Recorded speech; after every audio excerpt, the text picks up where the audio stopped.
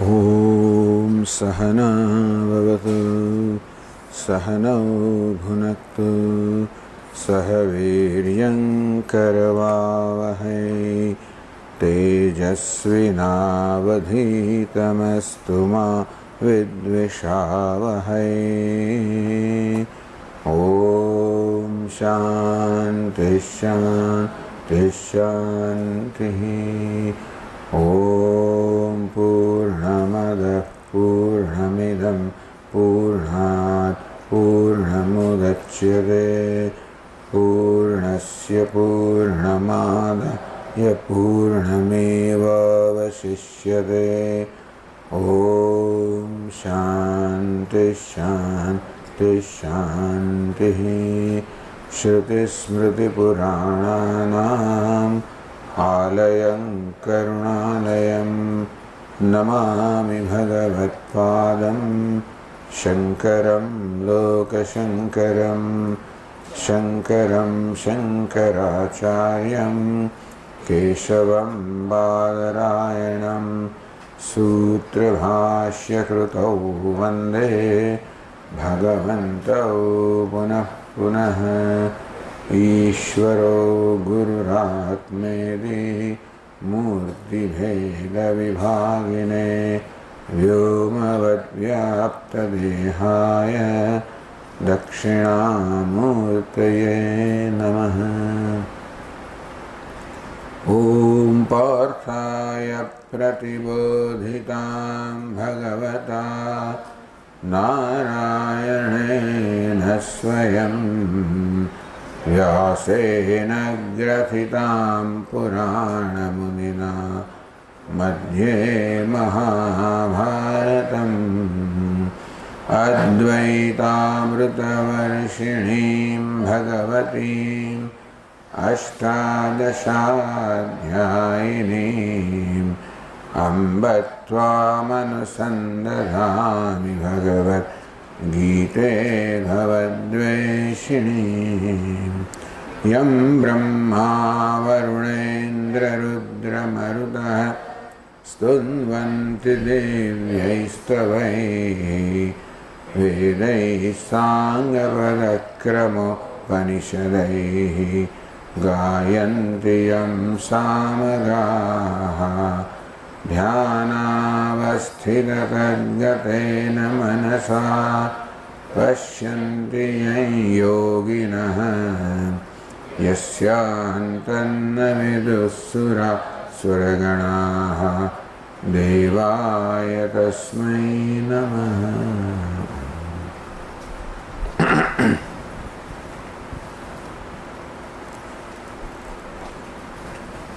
तो संजय वर्णन કર્યો કે પહેલા દુર્યોધન પોતાના ગુરુજી દ્રોણાચાર્ય સમક્ષ ગયો, એણે પાંડવોની સેનાનું વર્ણન કર્યું, જરા વિગતવાર પોતાની સેનાનું વર્ણન કર્યું થોડું સંક્ષેપમાં, અને કોઈક રીતે પોતાનો વિશ્વાસ વ્યક્ત કર્યો કે આપણું સૈન્ય તો ભીષ્મ પિતામહ રક્ષિત છે અને માટે આપણે સલામત છે, આપણે જીતવાના છીએ. પેલા લોકોનું સૈન્ય તો ભીમ વડે રક્ષિત છે, એ ચંચળ છે, અને તેથી આપણે જરૂર એમના પર વિજય પ્રાપ્ત કરશું, એવું કંઈક અંદરથી જાણે કે એક વિશ્વાસ દેખાડતો હોય. અને એણે બધા પોતાના સેનાપતિઓને મુખ્ય યોદ્ધાઓને આદેશ આપ્યો કે તમે બધા પોતપોતાના સ્થાન પર રહીને યુદ્ધ કરજો કે જેથી ભીષ્મ પિતામહનું ચારે બાજુથી રક્ષણ થાય. ભીષ્મ પિતામહ આવું સાંભળતા હશે અને સમજ્યા હશે કે દુર્યોધન અંદરથી થોડોક જાણે કે એ ભયભીત છે. તસ્ય સંજનય હર્ષમ, આમ દુર્યોધનમાં હર્ષ ઉત્પન્ન કરવા માટે, ઉત્સાહ ઉત્પન્ન કરવા માટે ભીષ્મ પિતામહે જોરથી પહેલાં સિંહનાદ કર્યો અને પછી જોરથી શંખ ફૂંક્યો.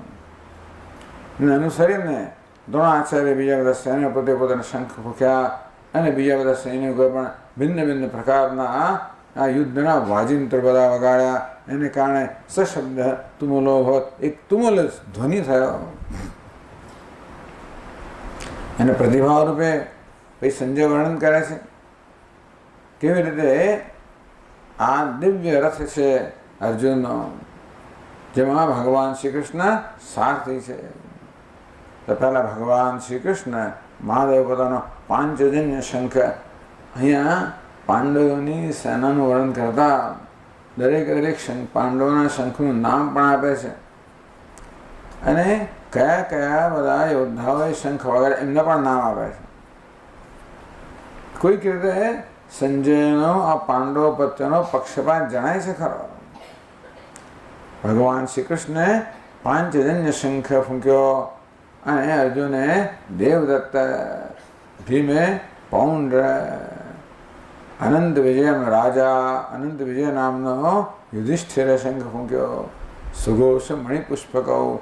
આમ પાંડવોના બધા શંખના પણ નામ દેવામાં આવ્યા. કાશ્યસ્ય પરમેશ્વર, કાશીના રાજા દુષ્ટદ્યુમ્ન, વિરાટ, સાત્યકી, દ્રુપદ, દ્રૌપદીના પુત્રો અને સૌભદ્ર, અભિમન્યુ, આ બધાએ પણ પૃથક પૃથક પોતપોતાના શંખ મૂક્યા. સઘોષો ધાર્તરાષ્ટ્રાણામ હૃદયાની વ્યદાર. આ તો અત્યંત તુમુલ ધ્વનિ થયો. વ્યનુનાદ નભસ્ય પૃથ્વીમ ચૈવ તુમુલો વ્યનુનાદયન. એ તો પૃથ્વી અને આકાશમાં અનેક પ્રકારના પડઘા પાડતો, પૃથ્વી પર પહાડોમાં ગુફાઓ વગેરેમાં પડઘા પાડતો એવો તો તુમુલ ધ્વનિ થયો કે જાણે કે આ ધાર્તરાષ્ટ્ર એટલે કે ધૃતરાષ્ટ્રના સૈન્યના, એના પુત્રો, એના સેનાપતિઓ, એના સૈનિકો એ બધાના હૃદયને ચીરી ના નાખતો હોય એ પ્રકારનો તુમુલ ધ્વનિ થયો. આવું જોઈને કદાચ અર્જુનને મનમાં થયું હશે કે કૌરવ ભાગી જશે, પણ 20મા શ્લોકમાં કહે છે, ચાલો 20મો શ્લોક વાંચીએ આપણે.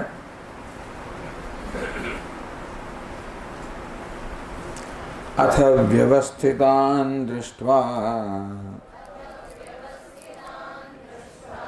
ધાર્તરાષ્ટ્રાન કપિધ્વજઃ પ્રવૃત્તે શસ્ત્ર સંપાતે ધનુરુદ્યમ્ય પાંડવઃ.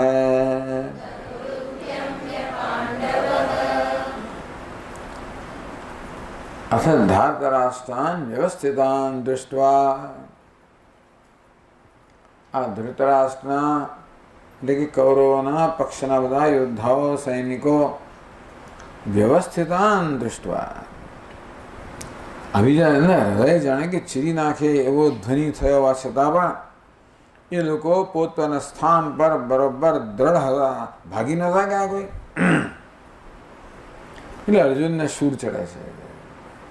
પ્રવૃત્તે શસ્ત્ર સંપાદે. આ શસ્ત્રનો સંપાદ, શસ્ત્રનો સારી રીતે પ્રહાર કરવાનો સમય આવી ગયો છે. ધનુ ઉદ્યમ્ય પાંડવ. પાંડવ અર્જુને પણ પોતાનું ધનુષ ઊંચું કર્યું યુદ્ધ કરવા માટે. તો કેવું કે ચર્ચા કરી કે અથ શબ્દ જાણે કે મંગળ સૂચક છે, કંઈક મંગળ થવાનું છે. અથ શબ્દ એમ પણ કહે છે કે ત્યાર પછી કંઈક થયું, ત્યાર પછી. આમ આ બધાને કારણે અર્જુનના મનમાં કંઈક થઈ રહ્યું છે, એના મનમાં કોઈક પ્રકારના વિચાર ચાલી રહ્યો છે, કંઈક મનમાં વિશ્લેષણ ચાલી રહ્યું છે. અને કેવું વિશ્લેષણ? જે પ્રકારના વિશ્લેષણ કોઈ વિવેકી મનુષ્યમાં જન્મે. કે અહીં તો સ્પષ્ટ કરે છે આ ટીકાકાર કે અર્જુન તો મુમુક્ષુ છે, એને મોક્ષની જ ઈચ્છા છે. એટલે અર્જુન કયા પ્રકારનો અધિકારી છે એનો અભિગમ ભગવાન શંકરાચાર્ય એક પ્રકારનો છે કે અર્જુન દુઃખી છે, શોક અને મોહમાં ગરકાવ થઈ ગયેલો છે એવો અર્જુન. જ્યારે આ ટીકાકાર શંકરાનંદજી કે નહીં, અર્જુન મુમુક્ષુ છે. અને મુમુક્ષુ કોણ છે? મોક્ષની ઈચ્છા ધરાવનાર છે. અને તેથી જેના મનમાં ધ્યેય સ્પષ્ટ છે એને ભાઈ કયો માર્ગ લેવો એ પણ સ્પષ્ટ થતું હોય છે. જીવનમાં કયો માર્ગ અપનાવવો. મનુષ્યને ભગવાને સ્વતંત્ર સંકલ્પ શક્તિ આપી છે. દરેક સંજોગોમાં શું કરવું, શું ન કરવું અને કેમ કરવું એ પસંદ કરવાની ભગવાને સ્વતંત્રતા આપેલી છે.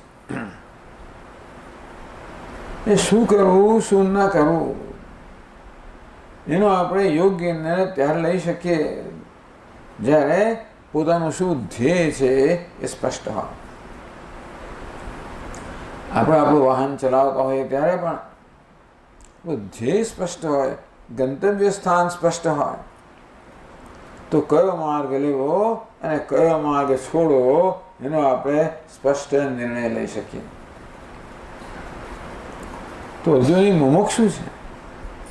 મોક્ષ પોતાના જીવનનો ધ્યેય છે. હું પરમાર્થ જીવનમાં પરમ અર્થ પામવા ઈચ્છી રહ્યો છું. માત્ર કે વ્યાવહારિક સુખ નહીં, પરંતુ નિત્ય સુખ ઈચ્છી રહ્યો છું. અંતેથી કંઈ પણ કરતા પહેલા વિવેક મનુષ્ય હંમેશા વિવેક કરે કે મારી સમક્ષ આ પરિસ્થિતિ ઉપસ્થિત થઈ છે, એ પરિસ્થિતિમાં શું કરવું, શું ન કરવું એની પસંદગી મને છે, પરંતુ શું પસંદ કરીશ જે મને મારા ધ્યેય તરફ લઈ જનારો હોય એ માર્ગ પસંદ કરીશ. એટલે અર્જુન આ પ્રકારે વિચાર કરે છે. એમાં તેને વૈરાગ્ય જન્મે છે. વૈરાગ્ય એટલે જો આપણે આપણું વાહન ચલાવતા હોઈએ ત્યારે પણ આપણને ખબર છે કે આપણું ગંતવ્ય સ્થાન આ જગ્યા આ દિશામાં છે, તો પછી એ દિશામાં લઈ જનારો રસ્તો આપણે પસંદ કરી. એ કદાચ ખાડા ખબડાવાળો હોય, કાંટા કાંકરાવાળો હોય તો એ પસંદ કરીએ. અને બીજો રસ્તો અત્યંત આકર્ષક છે, એકદમ સપાટ રસ્તો છે, ખૂબ સરસ વૃક્ષો છે, બહુ બધી સરસ ત્યાં આગળ બગીચાઓ છે, અને પછી રેસ્ટોરન્ટ છે, અને ઢાબા છે વગેરે વગેરે. જો માણસ વિચાર ન કરે તો પોતાને જે સારું દેખાતું એ જ પસંદ કરે. સરસ ચાલ એ લઈ લઈએ, એવું મોટા ભાગના લોકો કરે. તો વિવેકી માણસ શું કરે? વિવેકી માણસ એ રસ્તો પસંદ કરે જે પોતાને ગંતવ્ય સ્થાન તરફ લઈ જતો. એ રસ્તો કદાચ કષ્ટદાયક હોય અને પેલો રસ્તો દેખાવામાં અત્યંત સરળ હોય અને સુખદાયક હોય એવું લાગે આપણને, છતાંય વિવેકી મનુષ્ય કષ્ટદાયક હોય તો પણ જે ગંતવ્ય સ્થાન તરફ લઈ જનાર છે એ જ રસ્તો પસંદ કરે. એવું ત્યારે થાય જ્યારે પેલા સપાટ અને સરસ દેખાતા રસ્તામાં વૈરાગ્ય હોય. આમ આપણા અનુકૂળ હોય એ વસ્તુ માટે આપણે સ્વાભાવિક આકર્ષણ હોય. એ રસ્તો મને આકર્ષે, મારું વાહન ચલાવવા માટે એવો સરસ સપાટ રસ્તો છે, હું 60, 70, 80, 100 કિલોમીટર ચલાવી શકું, એક્સપ્રેસ રોડ છે. એટલે એ રસ્તે જવાથી મને એક પ્રકારની એક્સાઇટમેન્ટ, એક પ્રકારની મારા મનની અંદર આવી જાતનો એક અનુભવ મળશે ખરો. તો એવી જે આપણને એક તાત્કાલિક સુખ મળે, એનું એક આકર્ષણ હોય, પ્રલોભન હોય, એ પ્રલોભનની ઉપરવટ થઈને જેમાં પ્રારંભમાં કષ્ટ રહેલું છે, પરિણામે સુખ રહેલું છે. આ પ્રારંભમાં સુખ છે, પરિણામે આ રસ્તો મને મારા ધ્યેયથી ગંતવ્ય સ્થાનથી દૂર લઈ જવાનો છે અને મને દુઃખ જન્માવાનો છે. પણ માણસ હંમેશા જે તાત્કાલિક સુખ મળતું હોય એને જ વશ થઈ જતો હોય છે. વિવેકી મનુષ્ય નહીં, એ તો જે સાચું હોય, યોગ્ય હોય તે કરે. ભલે એ પ્રારંભમાં કષ્ટદાયક હોય, એ જાણે છે કે અંતમાં એ સુખદાયક નીવડવાનો છે, કારણ કે મને મારા ધ્યેય પર લઈ જશે. વૈરાગ્ય જોઈએ. શેનું વૈરાગ્ય? જે વસ્તુ આપણે તાત્કાલિક સુખ આપનારી છે એવી પસંદગી પ્રત્યે વૈરાગ્ય, અને જે આપણને અંતિમ સુખ આપનારી છે, નિત્ય સુખ આપનારી છે, એ પસંદગી પ્રત્યે આપણો રાગ. તો અર્જુનમાં વૈરાગ્ય જન્મે છે. એનું પ્રતિપાદન કરવામાં કે કેવી રીતે અર્જુનમાં કયા પ્રકારની વિચારધારા ચાલી, જેને કારણે અર્જુનને આ લોક અને પરલોકના બધા સુખ પ્રત્યે વૈરાગ્ય જન્મ્યા. વેદાંત શાસ્ત્ર કહે છે કે ખરેખર આપણામાં કેવા પ્રકારનો આત્મસંયમ હોવો જોઈએ કે ભલા આકર્ષણોમાંથી પણ આપણે મુક્ત રહી શકીએ, તો જ આપણે આપણો ધ્યેયને પામી શકીએ, ન પામી શકીએ. રસ્તામાં ઢાબો આવતો હોય, એને સિનેમા આવતો હોય, એને પિઝા આવતો હોય, એને ફલાણું આવતો હોય, બધી ગયા જ કરીએ તો ક્યારે આપણે પહોંચવાના છે?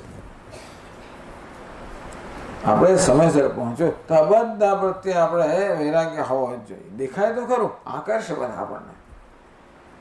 મોટા હોર્ડિંગ મૂકેલા હોય, જાત જાતની આકર્ષક વસ્તુઓ ત્યાં જણાતી હોય, એ બધા પર આપણે કાબુ રાખવો પડે મન પર. અને વિવેક એટલે કે શું કયો સાચો મારો ધ્યેય શું છે? વૈરાગ્ય એ ધ્યેય પ્રત્યે લઈ જનારા માર્ગ પ્રત્યે રાગ, અને એ સેવાના માર્ગ પ્રત્યે વૈરાગ્ય એવું હોય તો જ આપણે આપણા ધ્યેય તરફ જનારા માર્ગ પર પસંદ કરી શકીએ, એ આપણે એના પર યાત્રા કરી શકીએ. તો હવે આ ટીકાકાર કહે છે કે કેવી રીતે અર્જુનમાં વૈરાગ્ય જન્મ્યો. એટલે અહીંયાની આખી ટીકાની પદ્ધતિ જુદી છે. અત્યાર સુધી ભગવદ્ ગીતાના શ્રવણમાં જે બધા શંકરાચાર્ય ભગવાનના ભાષ્યના અભિગમથી ટેવાયેલા છે, એમને માટે આ અભિગમ તો જુદા પ્રકારનો છે, પણ એટલે આપણે પસંદ કર્યું છે.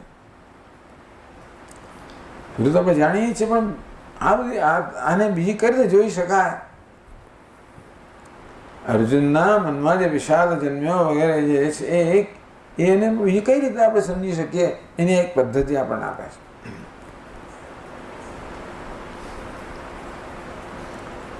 અથ વ્યવસ્થિતાન દૃષ્ટવા ધાતરાષ્ટ્રાન કપિધ્વજ. કપિ એટલે વાનર એટલે હનુમાન, કપિધ્વજ હનુમાન જેનું ચિહ્ન જેના ધ્વજ પર છે એ અર્જુનને કહ્યું કપિધ્વજ.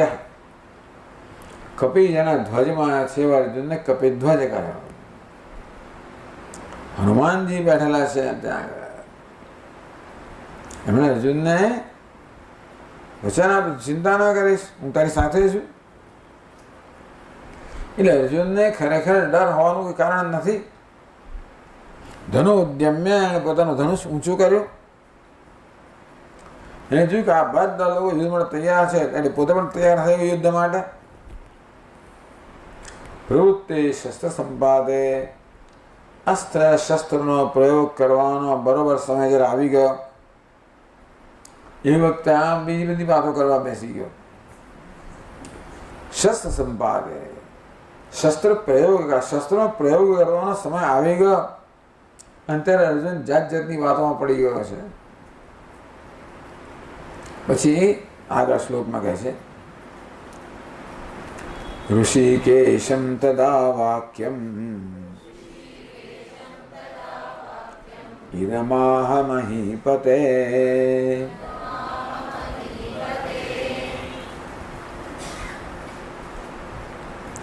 મહીપતે આ વાક્ય કોણ બોલી રહ્યું છે? સંજય. કોને સંબોધે? ધૃતરાષ્ટ્રને. મહીપતે એ મહીપતિ શબ્દનું સંબોધન, હે મહીપતિ, હે રાજા, હે ધૃતરાષ્ટ્ર. ઋષિકેશમ તદા વાક્યમ ઇદમાહ.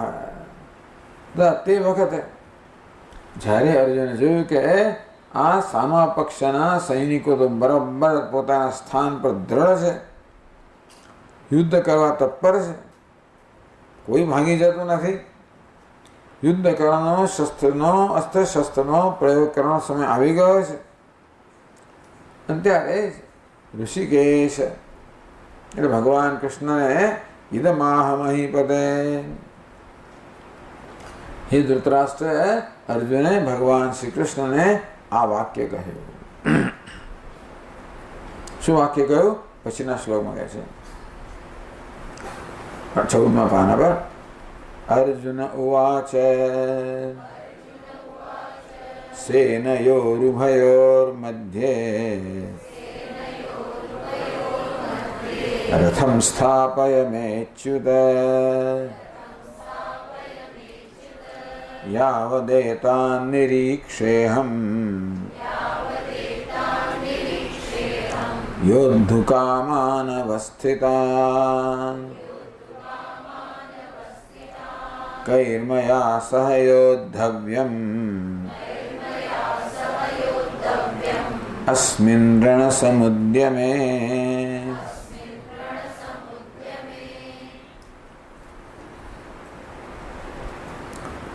હે અચ્યુત, અહીં શંકરાચાર્ય આ બધી વસ્તુઓમાં કે બહુ રસ નથી.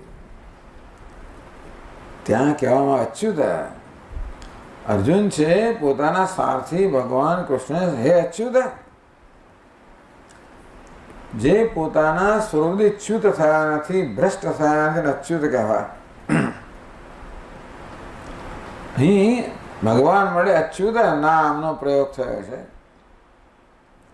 એટલે કે ભગવાન આ સારથીપણાનું અત્યંત હલકું કામ કરે એવા છતાં પણ છે તો ભગવાન અચ્યુત. કારણ કે ભગવાન ક્યારે પણ પોતાના સ્વરૂપથી ભ્રષ્ટ થતા નથી, ચલાયમાં વિચલિત થતા નથી. આવી જાતનું અત્યંત હીન કામ જો આપણને સોંપવામાં આવ્યું હોય, આપણે કદાચ આપણા મિત્રને ખુશ કરવા માટે આવું કામ લીધું પણ હોય, જા ભાઈ, પણ અંદરથી આપણે વિરોધ હોય.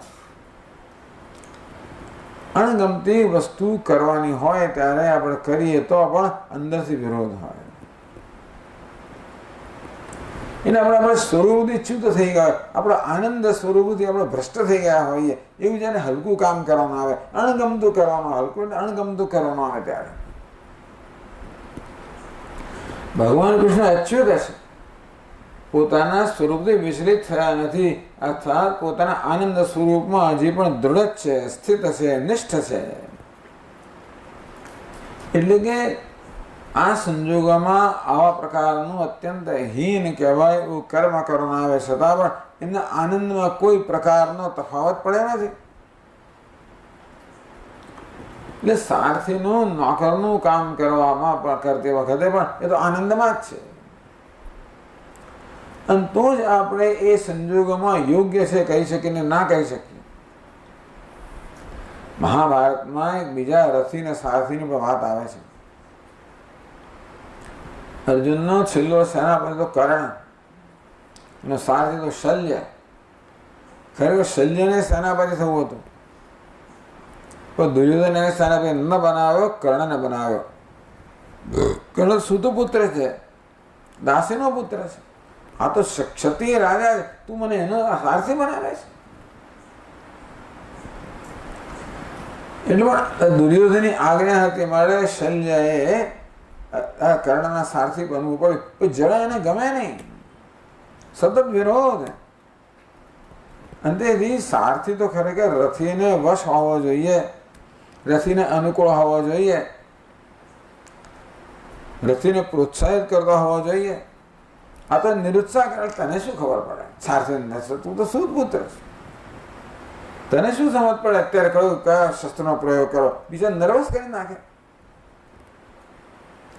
એટલે બીજો એક સારથી છે શલ્ય, જે સારથીનું કામ કરી રહ્યો છે પણ અત્યંત વિરોધ સાથે. એ પોતાના સ્વરૂપથી ચ્યુત છે, એના આનંદ સ્વરૂપમાં, અને તો પછી તમે પોતાનું કામ બરોબર કરી જ ના શકો.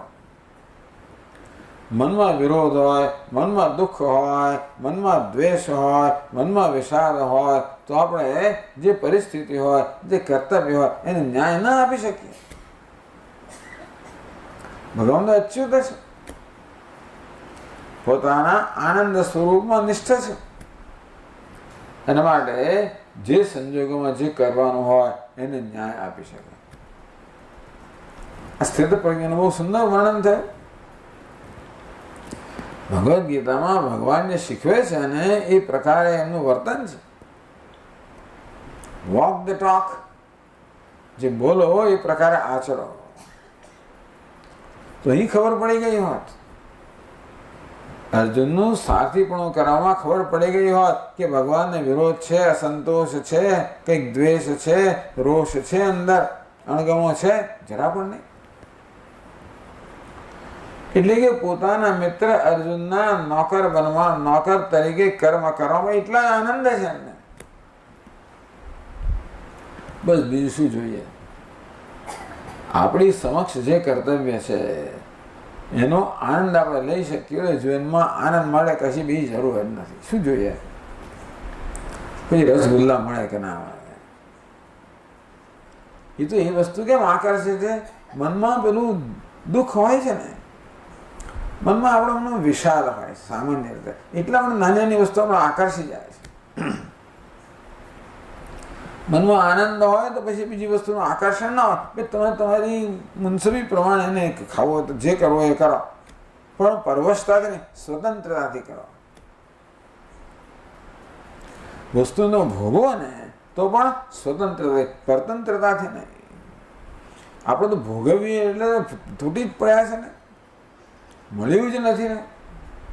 હમણાં આપણે એકાદશીના દિવસે બધી બહુ જગ્યાએ ભંડારા કર્યા, બધા ગરીબો વગેરેમાં, કે છે સ્વામીજી આ બધા આદિવાસી લોકો એટલા ગરીબ છે, એમના ભોજન મળ્યું જાણે કે બધા જોયું ને તૂટી જ પડ્યા.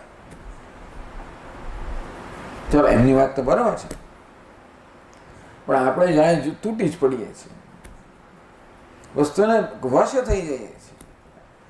અર્થાત વસ્તુનો આનંદ માણતી વખતે આપણને આપણી સ્વતંત્રતા હોતી નથી. તેને ત્યક્તે એને ભુંજી થા. ઉપનિષદ કહે છે કે જરૂર આનંદ લો, પણ ત્યાગથી, સ્વતંત્રતાથી આનંદ લો, પરતંત્રતાથી નહીં. બસ જો કર્મનો જ આનંદ લઈ શકતા હોઈએ, કર્મનો રસ માણીશ, જે કર્મ કરવાનો પછી શું ચિંતા છે? કૃષ્ણ ભગવાન તો આ નોકરનું જે કામ છે, રથ હાંકવાનું, એનો પણ આનંદ લે છે, એ પણ પોતાના સ્વરૂપથી આને ચ્યુત થયા નથી, અર્થાત એનો પણ આનંદ લઈ શકે છે ને. તો આપણી સમક્ષ પણ જે પરિસ્થિતિ ઉત્પન્ન થાય અને આપણે જે કર્મ કરવું પડે એનો કોઈ વિરોધ વગર પ્રેમથી, આનંદથી કરીએ તો દરેક કર્મ આપણને આનંદ આપી શકવાની ક્ષમતા ધરાવે છે, જો આપણે તૈયાર હોઈએ તો. દરેક કર્મ, દરેક વસ્તુ આનંદ આપી શકે જો આપણે સ્વસ્થ હોઈએ તો. એટલે ભગવાન સરસ, કેવું સરસ કહે છે, સ્વકર્મણા તમભ્યર્ચ, પોતાના કર્તવ્ય કર્મથી ઈશ્વરની આરાધના કરતા કરતા જે કામ તમારા મહાભાગ્ય આવે, કશું કકળાટ કર્યા વગર, ફરિયાદ કર્યા વગર, પ્રેમથી એ કર્મ કરીએ તો કર્મનો રસ માણી શકીએ. દરેક વસ્તુમાં રસ હશે તેમ દરેક કર્મમાં રસ હશે. જો આપણે માણી શકીએ તો પછી આપણે જીવનમાં આનંદ માટે બીજી કઈ જરૂર છે? કંઈક કામ તો કર્યા જ કરવાનું, કંઈ નહીં કરતા જ હોય છે આપણે. તો ભગવાન કર્મયોગી છે તો બતાવે જ છે અહીંયા આગળ. સેનયોરુભયોર મધ્યે રથમ સ્થાપયમેચ્યુત, હે અચ્યુત ઉભયોઃ સેનયોઃ મધ્યે, આ બંને સેનાઓની વચ્ચે મેં રથમ સ્થાપય, મારો રથ સ્થાપો. આમ જાણે કે આમ રથી તો માલિક છે ને, અને સારથી છે તો નોકર છે.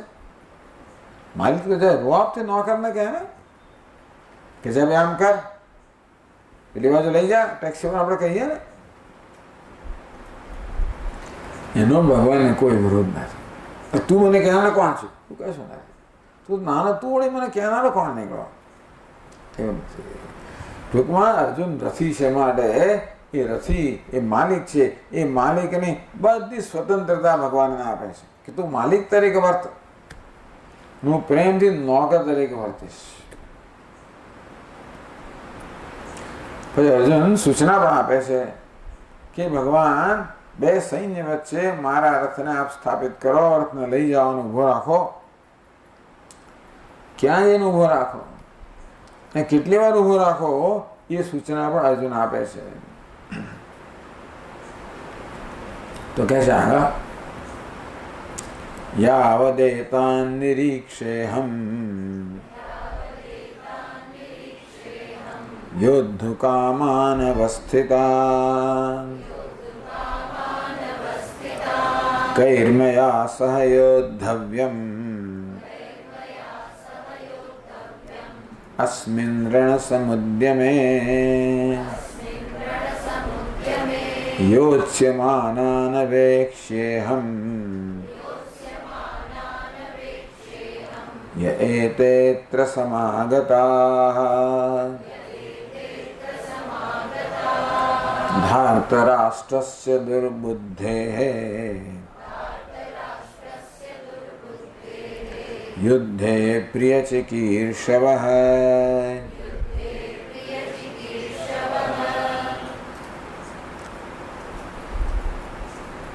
યાવદેતાન નિરીક્ષેહમ યાવતી દેશે સ્થિત્વા. ભગવાન આ રથને એવા સ્થળે જઈને ઉભો રાખો જેથી યુદ્ધ કામાન અવસ્થિતાન, યુદ્ધ કરવાની ઈચ્છાથી એકત્રિત થયેલા આજે દુશ્મનોના સૈનિકો છે, યોદ્ધાઓ છે, એમને નિરીક્ષેહમ, હું નિરીક્ષણ કરી શકું એવા અંતરથી ઉભા રાખો કે હું બધું નિરીક્ષણ કરી શકું, અને એટલા સમય માટે ઉભા રાખજો જેથી નિરીક્ષણ કરી શકો. તો શકી મેં સેનામ દ્રષ્ટુમાગતો શિવા. ભગવાન પૂછે કે તારે બી સેના જોવા માટે અહીં આવ્યો છે, માટે આવ્યો છે? આ બે સૈન્ય વચ્ચે રથને સ્થાપિત કરો તો જોવા આવ્યો છે, અહીંયા ખેલ જોવા આવ્યો છે? તો કે નહીં નહીં ભગવાન, કઈ મયા સયોદ્ધવ્યમ અસ્મિન રણ સમુદ્યમે, અસ્મિન રણ સમુદ્યમે, અસ્મિન રણ યુદ્ધ વ્યાપારે. યુદ્ધની પ્રવૃત્તિ, યુદ્ધ શરૂ થવાનું છે. કઈ માયા સહ યુદ્ધવ્યમ, કઈ સહ કોની સાથે યુદ્ધ કરવાનું છે એ જોવા માટે હું જરા બધાનું નિરીક્ષણ કરી લેવા માંગુ છું. એટલે દૂર ઊભા હોય તો બધાનું નિરીક્ષણ થઈ શકે કે મારે કોની સાથે યુદ્ધ કરવાનું છે એ બરાબર નિર્ણય કરવા માટે, એ છેલ્લી ઘડી જોવા માટે. એવું તો ના કહેવાય કે અર્જુનને ખબર નથી કે કોની સાથે યુદ્ધ કરવાનું છે, તો એને ખરેખર સેનાપતિ કહેવાય જ નહીં. દરેક તો વાત કરે ને કે હંમેશા યુદ્ધ કરતા પહેલા, કોઈ પણ પ્રકારનો મુકાબલો થવાનો એ પહેલા બંને પક્ષોએ ખરેખર પોતાની રણનીતિ બરોબર તૈયાર કરી હોવી જોઈએ, તો જ યુદ્ધ કરી શકે. ત્યાં જઈને અને આની આ પણ છે અંદર ફેરવાય છે એવું તો કીધું. છેલ્લી ઘડી ખબર પડી, મને ખબર નહીં કોની યુદ્ધ કરવાનું છે, તો તમે તરત મરી જાઓ. ખબર હોય જ. મેં કહ્યું ને, આ ક્રિકેટ વાળા લોકો બધા સામા પક્ષમાં કયા ખેલાડીઓ છે, એ દરેક ખેલાડીની શું લાક્ષણિકતા છે, સ્વોટ, ટૂંકમાં એની કેટલી કઈ જગ્યાએ એની શક્તિઓ છે, ક્યાં એની નબળાઈઓ છે, એનો કેમ લાભ લેવો, આ બધી વસ્તુનો બહુ વિગતવાર અભ્યાસ કરવો હોવો જોઈએ. એટલે એવું તો ના ખબર હોય, અર્જુનને ખબર કઈ વયા છે, કોની સાથે મારે યુદ્ધ કરવાનું છે. પછી છેલ્લી ઘડી હું જરા બરાબર નિરીક્ષણ કરી લઉં એ માટે. યુદ્ધ સેવાના અવેક્ષ્યેહમ યેતેત્ર સમાગતાઃ અત્ર કુરુક્ષેત્રે યે સમાગતાઃ. અત્યારે કુરુક્ષેત્રની અંદર યુદ્ધ કરવા માટે જે બધા એકત્રિત થયેલા છે, તાન અવેક્ષ્યે, એ બધાને પણ હું બરાબર એ લોકોને હું નિરીક્ષણ કરી લઉં, જોઈ લઉં કેવા લોકો છે. धार्तराष्ट्रस्य दुर्बुद्धेः युद्धे प्रिय चिकीर्षवः। दुर्बुद्धि धार्तराष्ट्र, આમાં ધારતા અર્થ થાય દુર્યોધન. એટલે શબ્દનો અર્થ કેમ કરવો? આગળ ધારતા રાષ્ટ્રાન તો હૃદયાની વ્યદારયત ધાર્તરાષ્ટ્રાણામ હૃદય, ધાર્તા અર્થ કર્યો ધૃતરાષ્ટ્ર સંબંધી, એના સંતાનો, એના સૈનિકો, એના સેનાપતિઓ બધા. અહીં ધાર્તરાષ્ટ્ર શબ્દનો અર્થ કર્યો ધૃતરાષ્ટ્ર અપત્યસ્ય, ધૃતરાષ્ટ્રનો પુત્ર એવો અર્થ કર્યો દુર્યોધન. ધાર્તરાષ્ટ્ર દુર્બુદ્ધિ, આ દુર્બુદ્ધિ છે. દુર્યોધન કેવો છે? દુર્બુદ્ધિ. અધર્મનિષ્ઠસ્ય, દુર્યોધન દુર્બુદ્ધિ કેમ ગયો? અધર્મનિષ્ઠ છે. અગત્યની વસ્તુ છે. યુધિષ્ઠિર ધર્મનિષ્ઠ છે, દુર્યોધન અધર્મનિષ્ઠ છે. બાકી જે કંઈ હોય તે બાકીના લોકો કેવા છે અગત્યનું નથી. કૌરવ સેનાનો નેતા કોણ છે? દુર્યોધન. એનું જ કંઈ બધું ચાલે. પછી પેલા ગમે તેવા હોય એ બધા ધર્મનિષ્ઠ હોય તો પણ આની સૂચના પ્રમાણે કરવું પડે, અને તેથી અધર્મનું જ ચાલે ત્યાં. અને યુધિષ્ઠિર ધર્મનિષ્ઠ છે. પછી બીજા પાંડવો અને બીજા બધા લોકોમાં કદાચ અધર્મની કંઈક પ્રકારની વૃત્તિઓ તો પણ એનું ચાલે નહીં, કારણ કે આ પ્રકારનો અહીંયા નેતા છે. ધાતરાષ્ટ્રસ્ય દુર્બુદ્ધે, આ દુર્યોધન દુર્બુદ્ધિ છે, અધર્મનિષ્ઠ છે. અને છતાં પણ યુદ્ધે પ્રિય ચિકીર્ષવ, એ જાણે છે કે આ દુર્યોધન અધર્મનિષ્ઠ છે, અધર્મનો પક્ષપાત, અધર્મનું જ આચરણ કરનારો છે. અને છતાં પણ પ્રિય ચિકી એને ખુશ કરવા માટે યુદ્ધે પ્રિય ચિકીર્ષવ, યુદ્ધમાં દુર્યોધનને ખુશ કરવા માટે, એટલે કે યુદ્ધમાં દુર્યોધનને વિજય અપાવવા માટે આ બધા ભેગા થયેલા છે. એને જરા જોવા માંગુ છું. એટલે અર્જુનના મનનો રોષ એમ વ્યક્ત થાય જ ખરો કે કેમ આ લોકો પ્રત્યે રોષ છે. મૂળ રોષ તો દુર્યોધન પ્રત્યે છે. કેમ છે કે અધર્મનિષ્ઠ છે, અધર્મનું સદા આચરણ કરનારો છે. અને આ બધા એના ચમચાઓ, એવું જ કહેવાય ને, ભેગા થયેલા બધા શેના માટે? એને ખુશ કરવા માટે. ત્યારે જોવા માંગ્યું કોણ ભેગા થયેલા છે એને ખુશ કરવા માટે. અને તેથી બરાબર જેથી બરાબર બધા એક એકની હિસાબ પતાવો બધા દરેક સાથે. આ પ્રકારે અર્જુને ભગવાનને સૂચના આપી કે હું આ કરવા માંગુ છું. એટલે કે શા માટે પોતાના રથને બે સૈન્ય વચ્ચે ઊભો રાખવાની નું પ્રયોજન શું છે? પોતે કહ્યું ખાલી ખેલ જોવા મળે નહીં, પણ જે કોની સાથે યુદ્ધ કરવાનું છે એ બધાનું છેલ્લી ઘડી નિરીક્ષણ કરેલો.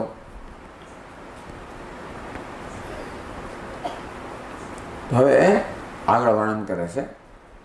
વચ્ચે અર્જુન હોવા છે ને એટલે ભાઈ સંજય, આમ તો સંજય જ કહી રહ્યો છે બધું. આમ જોવા જઈએ સંજય જ બધું કહે છે, કોઈ બીજું. પણ છતાં સંજયના વખતે, અર્જુનના વખતે એટલે અર્જુન હોવા છે આવ્યું. અર્જુન આટલા વાક્યો કહ્યા પછી આગળ નથી કહ્યા એટલે ભાઈ સંજય હોવા છે આવે. બાકી સંજય જ અર્જુનનું વર્ણન કરી રહ્યો આમ જોવા જઈએ તો.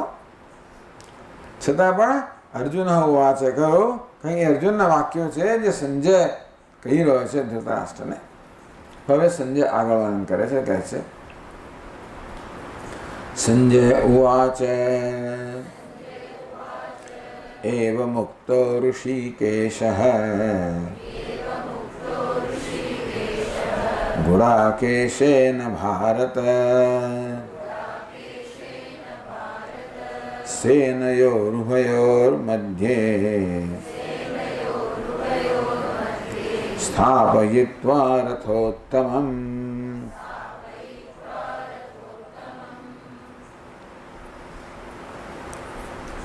एवं मुक्त ऋषिकेश,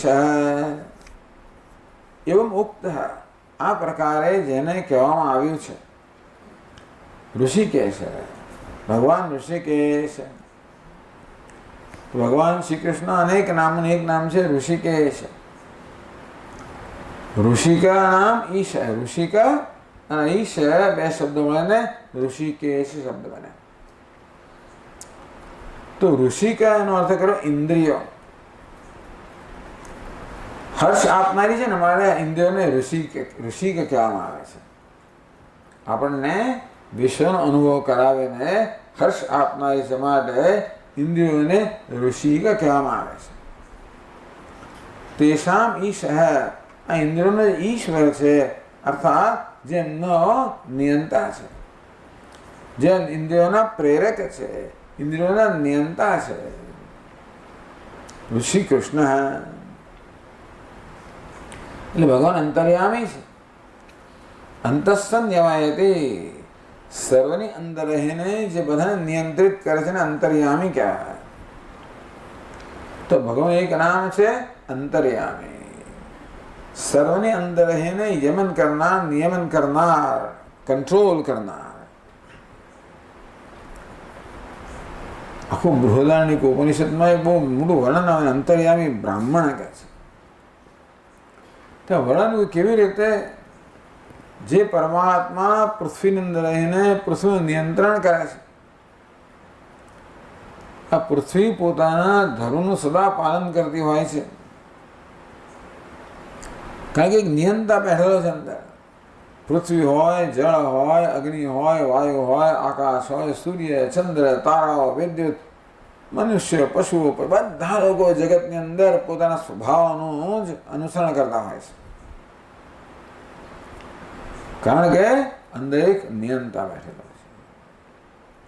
તેમ દરેકના હૃદયમાં એક નિયંતા બેઠેલો છે, જેને ઋષિકેશ કહેવામાં આવ્યો, જે સર્વ ઇન્દ્રિયોનું નિયંતા છે.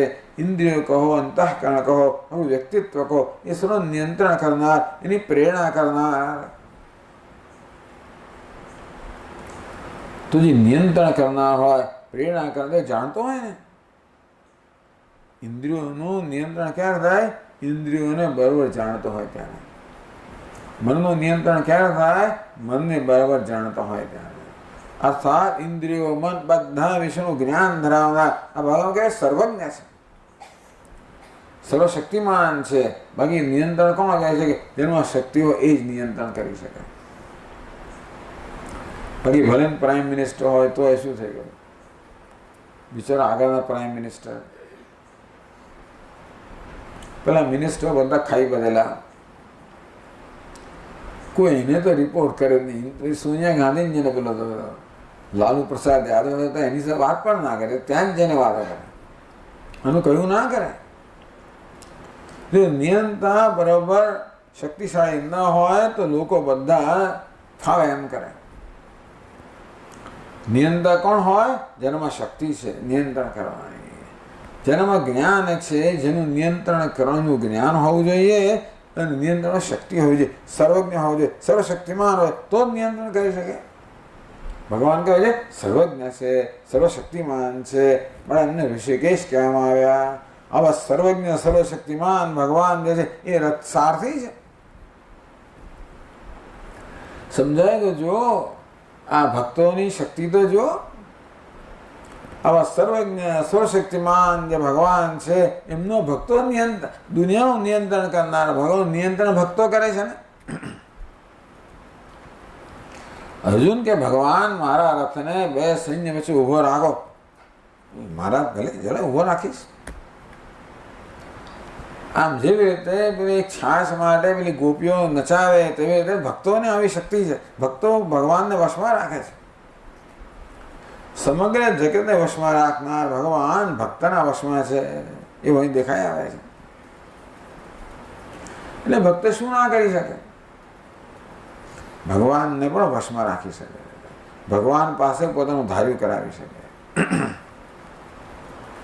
આવા ઋષિકેશ જે સર્વ નિયંતા છે, જે સર્વજ્ઞ છે, સર્વશક્તિમાન છે, એવો મુક્તો ઋષિકેશ, જેને આ પ્રકારે કહેવામાં આવ્યું છે એવા ઋષિકેશ.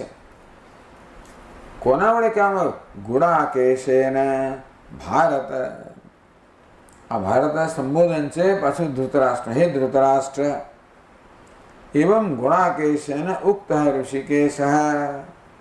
आ ऋषिकेशने आ प्रकारનો આદેશ આપવામાં આવ્યો બંને સૈન્ય વચ્ચે રથને સ્થાપિત કરવાનો। એ આદેશ આપનાર કોણ છે? અર્જુન। એ ભગવાન પર ઋષિકેશ શબ્દનો પ્રયોગ થયો, અર્જુન ગુણાકેશ શબ્દનો પ્રયોગ થયો।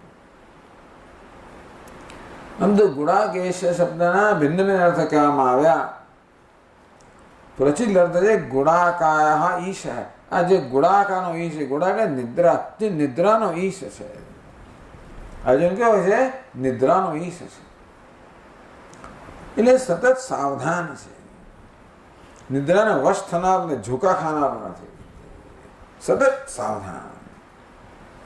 એવું કહેવાય છે કે અર્જુન એના જમાનામાં આખી રાતની રાત જાગતો હતો।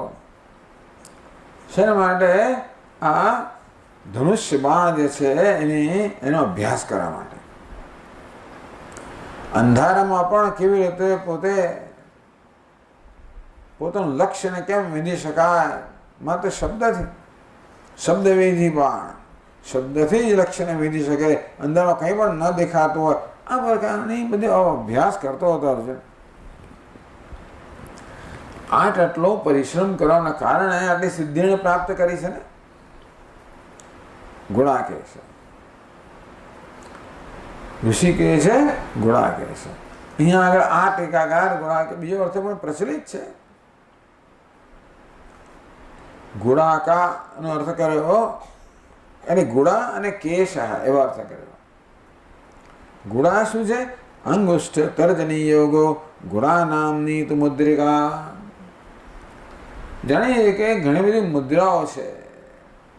આંગળીના ભિન્ન ભિન્ન પ્રકારના કારણે, આપણે ભિન્ન ભિન્ન પ્રકારની યોજનાને કારણે ભિન્ન ભિન્ન મુદ્રાઓ બને છે। આને જ્ઞાન મુદ્રા કહેવામાં આવે છે। તો ગુડા નામની મુદ્રા છે, આ ગુડા નામની મુદ્રા છે। અંગુષ્ઠ તર્જની, આને તર્જની કહેવાય, અંગુષ્ઠ કહેવાય। અંગુષ્ઠ તર્જની યોગ, અંગુષ્ઠ તર્જની બંને યોગ થાય, આ છે અને ગુડા કહેવામાં આવે। હવે ગોળ ગોળ કેશ એટલે વાળ, હવે ગુડા જેવા ગોળ ગોળ ઘુંઘરાળા વાંકડિયા સુંદર વાળ જેને છે એને ગુડાકેશ કહેવાય। એમ કે અર્જુન બહુ સુંદર દેખાવામાં આવે છે એવું પણ કહે છે। તત્પરિમાણ અગ્રકેશા યસ્ય સહ, એ પ્રકારના આગળના વાળા બધા છે એવું અર્જુન છે। હવે શું માટે કેમ આટલું લાંબુ વર્ણન કરે છે ખબર નથી, પણ છતાં ગુણાકેશનો બીજો પણ અર્થ કરે છે। ગુણા શબ્દના બે અર્થ થયા, એટલે ગુડ શબ્દ છે તો ગુડો ગોલ એક સુપાકયો હોય તે ભીનાથ ગુડ ગોલ, એક ગુડનો અર્થ થાય ગોળ અને બીજો અર્થ થાય ગોળ। ગુડ શબ્દના બે અર્થ થાય, એ કઈ જાતનો ભાર દઈએ છે, ગોળ અને ગોળ બંને અર્થ થાય ગુડ શબ્દના। એટલે ગુડ અને અક મળીને ગુડાક થયા। અગતિ વ્યાપ નથી, ગુડાક એ બધે વ્યાપેલા છે। તો જેવી રીતે અગ્નિ પેલા લોખંડના ગોળામાં વ્યાપ્ત થઈ ગયો હોય તેવી રીતે જે સમગ્ર વ્યાપેલા છે એવા ભગવાન શિવજીને ગુડાક કહેવામાં આવ્યા। ગુડાક શબ્દ કયા શબ્દનો બન્યો? ગુડ અને અક મળીને ગુડાક બન્યો। ગુડ એટલે ગોળ એટલે કે બ્રહ્માંડ, અક એટલે વ્યાપવું, જે બ્રહ્માંડને વ્યાપી રહેલા છે ભગવાન શિવજીને ગુડાક કહેવામાં આવ્યા। ગુડાક ઈશ યસ્ય સ ગુડાકેશ, આ ગુડાક અર્થાત ભગવાન શિવજી જેના ઈશ છે, જેના માલિક છે એ અર્જુન નામ ગુડાકેશ। અર્જુન ભગવાન શિવજીનો મહાન ભક્ત હતો। પાશુપતભાઈ એમણે ઘણા બધા અસ્ત્રો પ્રાપ્ત કર્યા છે ને શિવજી પાસેથી પણ, એટલે ભગવાન શિવજીના ભક્ત અર્જુનને માટે ગુડાકેશ શબ્દનો પ્રયોગ, ભગવાનનો ભક્ત છે। અથવા ગુડ એટલે કે ગોળ, તો ભગવાન કેવા છે? ગોળ જેવા છે, મધુર છે। આમ અત્યંત મધુર બનીને ભગવાન પોતાના ભક્તોને પ્રાપ્ત થાય છે, માટે પણ ભગવાન શિવજીને ગુડાક કહેવામાં આવ્યા। એવા શિવજી જેના ઈશ્વર છે એવા અર્જુનને ગુડાકેશ કહેવામાં આવ્યા।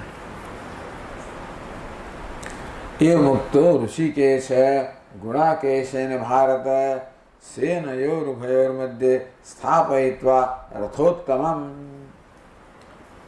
રથોત્તમમ એ ઉત્તમ રથ છે. રથ તો આપણે આગળ કહ્યું તે પ્રમાણે અગ્નિ દેવતા આપેલો છે એટલે ઉત્તમ છે. એનો રથી ઉત્તમ છે અર્જુન, સારથી ઉત્તમ છે શ્રી કૃષ્ણ, એના ઘોડાઓ ઉત્તમ છે. અથવા શ્વેત હય યુક્તે એના ઘોડા ઉત્તમ છે. એનો ધ્વજ ઉત્તમ છે, જેમાં હનુમાનજી બેઠેલા બધું ઉત્તમ છે ને. આ રથી, સારથી, અશ્વ, ધ્વજ આ બધાના પ્રભાવને કારણે જે અત્યંત ઉત્તમ છે એવા રથ સ્થાપયિત્વા રથોત્તમમ આ સર્વશ્રેષ્ઠ રથ છે. ભગવાન શ્રી કૃષ્ણે અર્જુનની આજ્ઞાનું પાલન કરીને એ ઉત્તમ રથને બે સૈન્ય વચ્ચે સ્થાપિત કર્યો, ઉભો રાખ્યો. અર્જુન કોઈ પ્રમાણે ભગવાને કહ્યું, આજના નોકરની જેમ નહીં ફાવે એમ કર્યું નહીં. પેલા દીકરીને ગાય દોરે ત્યાં જાય, પેલા એવું નથી દીકરીની ગાય ફાવે ત્યાં જાય, એના જેવું થઈ ગયું. તો નોકર દોરેલા ના જાય, ફાવે તેમ કરે. એ વખત ના નોકર ના થાય. જે પ્રકારે એને માલિકે કહ્યું એ પ્રકારે ભગવાને આજ્ઞાનું પાલન કર્યું અને અર્જુને કહ્યું એ પ્રકારે રથને ઉભો રાખ્યો. કેવી રીતે ઉભો રાખ્યો? આગળ કહેશે. ભીષ્મ દ્રોણ પ્રમુખતઃ સર્વેષાં ચ મહીક્ષિતાં ઉવાચ પાર્થ પશ્યૈતાન સમવેતાન કુરુનિતે.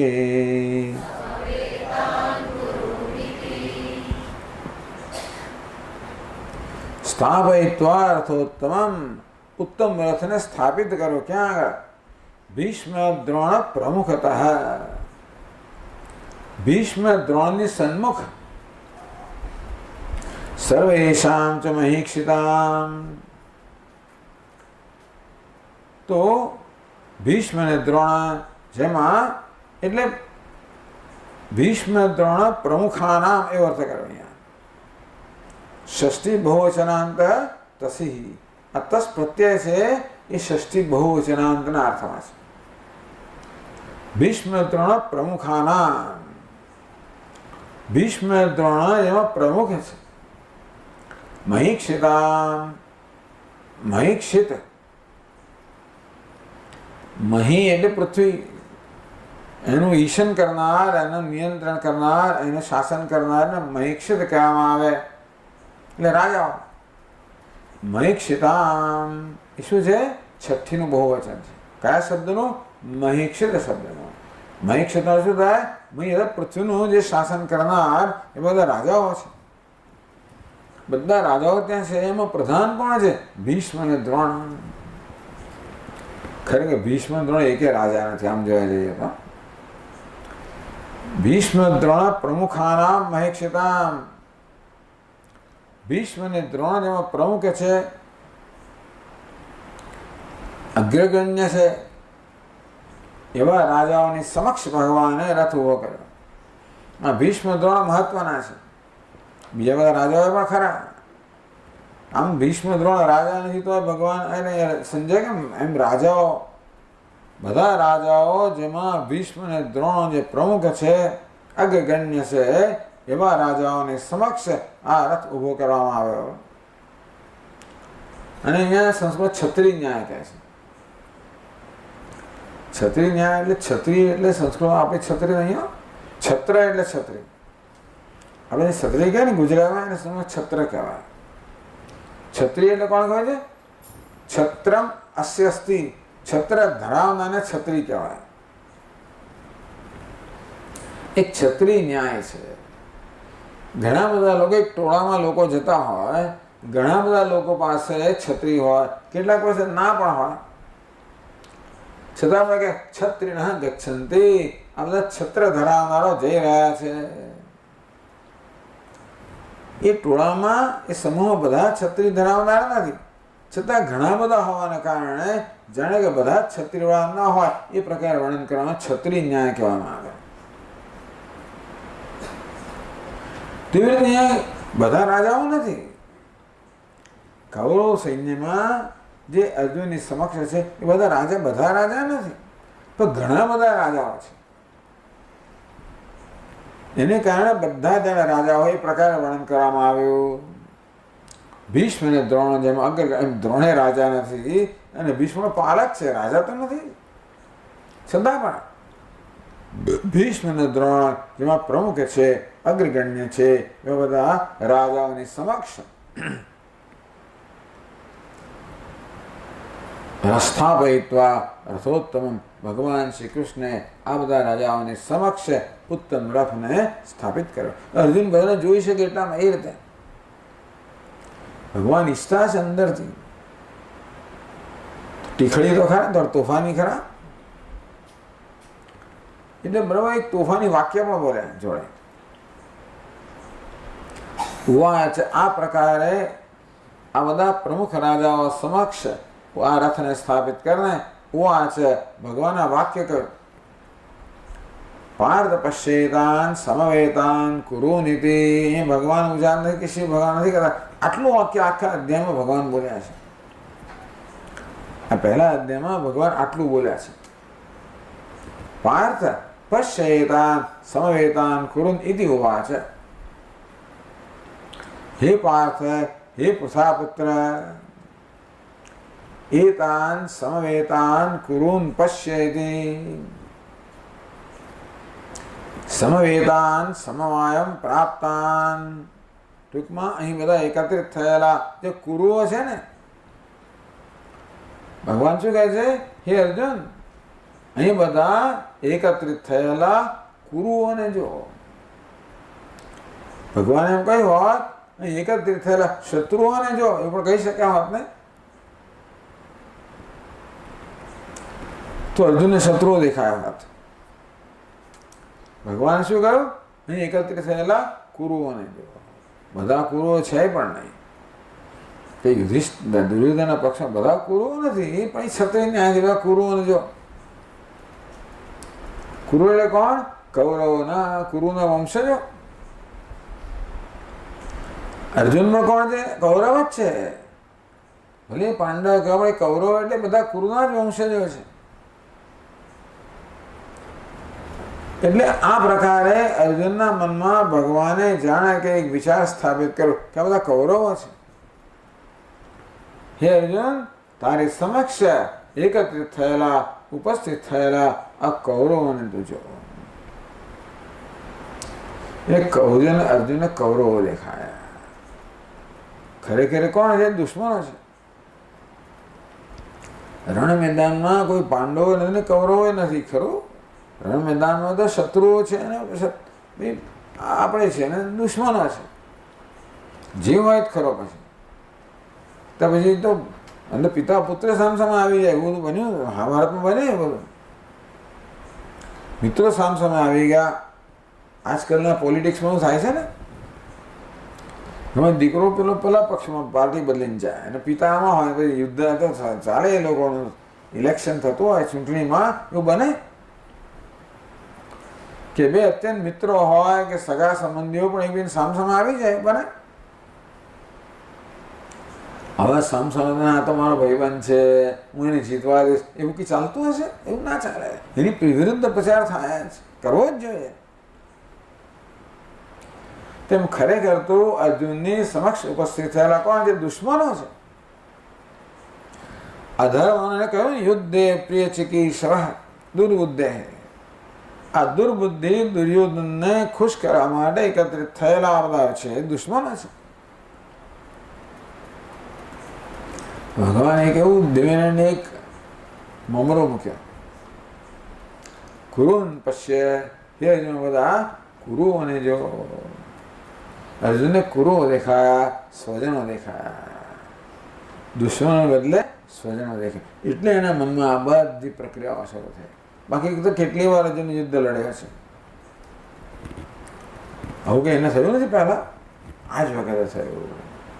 એટલે હવે કેવી રીતે થયું, અર્જુને શું જોયું અને કયા પ્રકારની વિચારધારામાં ચાલી એના વર્ણન આપણે આગળ જોઈશું. ઓમ પૂર્ણમદ પૂર્ણમિદં પૂર્ણાત પૂર્ણમુદચ્યતે પૂર્ણસ્ય પૂર્ણમાદાય પૂર્ણમેવાવશિષ્યતે. ઓમ શાંતિ શાંતિ શાંતિ. શંકરં શંકરાચાર્યં सूत्रभाष्यकृतौ वन्दे भगवन्तौ पुनः पुनः.